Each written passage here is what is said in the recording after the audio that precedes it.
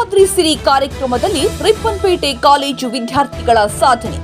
ಪಥಸಂಚಲನದಲ್ಲಿ ತೃತೀಯ ಸ್ಥಾನ. ಭಾವಗೀತೆಯಲ್ಲಿ ನಂದನ್ ಆಲುವಳ್ಳಿ ಪ್ರಥಮ.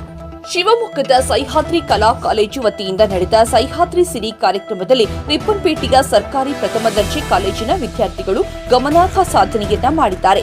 ಕಾರ್ಯಕ್ರಮದಲ್ಲಿ ನಡೆದ ಪಥಸಂಚಲನ ಸ್ಪರ್ಧೆಯಲ್ಲಿ ಭಾಗವಹಿಸಿದ್ದ 19 ವಿದ್ಯಾರ್ಥಿಗಳ ತಂಡವು ಉತ್ತಮ ಪ್ರದರ್ಶನ ನೀಡಿ ತೃತೀಯ ಸ್ಥಾನವನ್ನ ಪಡೆದುಕೊಂಡಿದೆ. ಈ ಸಾಧನೆಗೆ ವಿದ್ಯಾರ್ಥಿಗಳ ಪರಿಶ್ರಮ ಹಾಗೂ ಶಿಸ್ತಿನ ಪಾತ್ರ ಮಹತ್ವದ್ದಾಗಿದೆ.